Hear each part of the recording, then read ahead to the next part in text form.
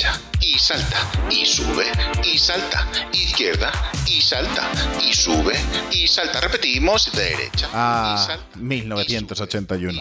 Qué gran año, ¿verdad? El inicio de una nueva década de esplendor, tecnología, deporte y videojuegos. Salta, izquierda y salta y sube. Quién sabe si fue por genialidad o por las cintas de ejercicios de Jane Fonda, pero en julio de 1981 surgió el movimiento que revolucionaría el mundo. Derecha y salta y sube y salta. Hoy, en Ficción Digital, hablamos de Donkey Kong. Derecha y salta y salta y salta. El primer personaje de Nintendo. Hablar de Nintendo es hablar de un fontanero bigotón y saltarín, amante de la pasta y aficionado a los champiñones. Mario es y será el héroe, y la imagen de la compañía de la gran N. De él se han hecho videojuegos, películas, series, muñecos, mochilas, llaveros, vasos, tazas, globos. Pero antes que Mario fuese Mario y el reino de champiñón estuviese constantemente en peligro porque Bowser no sé qué y no sé cuánto... Nuestro italiano amigo no era más que un gregario sin nombre del mundo de los videojuegos. Jumpman era su apodo, y se enfrentaba al gran y temible Donkey Kong.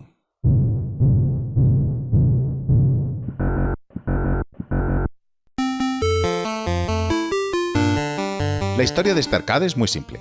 Jumpman ha de salvar a Lady de las garras del glorioso simio. Este le irá tirando barriles que caerán por la pendiente de la obra, y Jumpman tendrá que ir saltándolos uno a uno hasta llegar a la zona donde le espera su amada. Para ayudarle en su labor, Jumpman dispone de un mazo con el que puede romper los barriles, por un tiempo limitado, y 3 vidas que tendrá que guardar durante los 4 niveles de los que dispone el juego.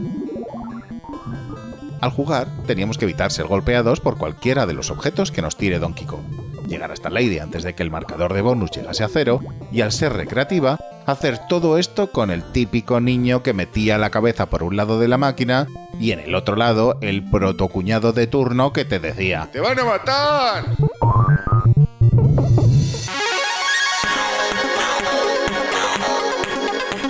El juego de Donkey Kong está considerado como uno de los primeros ejemplos del género de las plataformas, que iría creciendo en popularidad con la aparición de las consolas, así como el primero en el que se utilizó el salto como recurso jugable.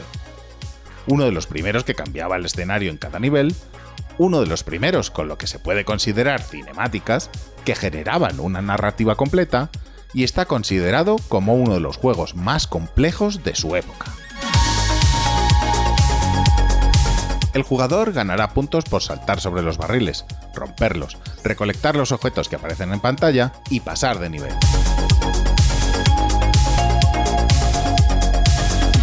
Debido a su complejidad, Donkey Kong lleva años siendo uno de los juegos más famosos a nivel competitivo, con diferentes modalidades de récord, miles de piques, denuncias, gente con artrosis en los pulgares y todo regado por el odio que todos le tenemos a Billy Mitchell. Si también queréis odiar a este ser, solo tenéis que ver la película The King of the Kong, A Fistful of Quarters. Pero nosotros a lo nuestro. Donkey Kong se convirtió en un éxito absoluto tanto en Japón como en Estados Unidos, y fue versionado por las maravillosas Game & Watch, así como para múltiples plataformas de la época como ColecoVision, Atari, Commodore o Amstrad, entre otros, convirtiendo a una desconocida Nintendo en una de las desarrolladoras más interesantes del momento.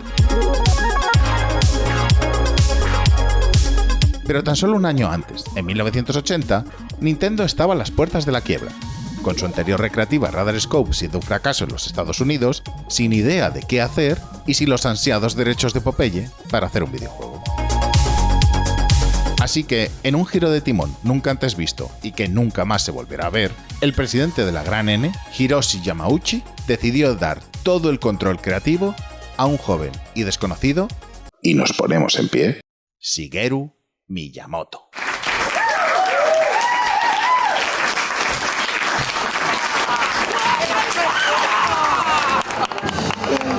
Basándose en la idea del triángulo amoroso de Popeye, Bluto y Olivia, y, según él, usando de inspiración la película King Kong de 1933 y La Bella y la Bestia. Oye, esto está bien. Creo que os habéis equivocado. Sí, está bien. Miyamoto montó en tiempo récord uno de los juegos que cambiaría la historia, reutilizando todas las máquinas de Radar Scope que tenían sin vender. Si a esto le añadimos que, un año más tarde, Miyamoto hizo un juego de Popeye y al siguiente sacaron la NES, podemos llegar a la conclusión de que los 80 fueron el año de Nintendo.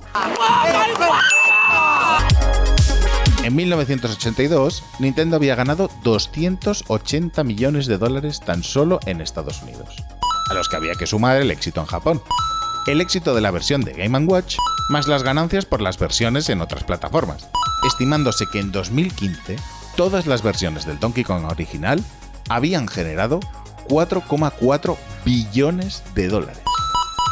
Y esto solo con los juegos, que hay que añadir el merchandising, los cereales...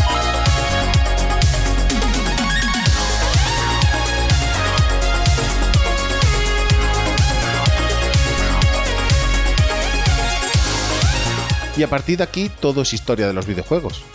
Jumpman cambió el nombre por Mario, Lady se convirtió en Pauline, y tras 2 continuaciones, nuestro simio favorito desapareció de nuestras pantallas. Hasta que en 1994, Donkey Kong Country nos trajo de nuevo a la familia Kong para un increíble juego de Super Nintendo que nos maravilló, apasionó y nos hizo maldecir al mono, su hijo, las avispas, las vagonetas. Dicho lo cual, está a puntito de salir el Mario vs. Donkey Kong para Nintendo Switch, un juego de puzzles que vuelve a reunir a estos 2 grandes enemigos o amigos en un título que retoma de alguna manera la estética y el ambiente de aquel juego original y que os recomendamos desde Ficción Digital.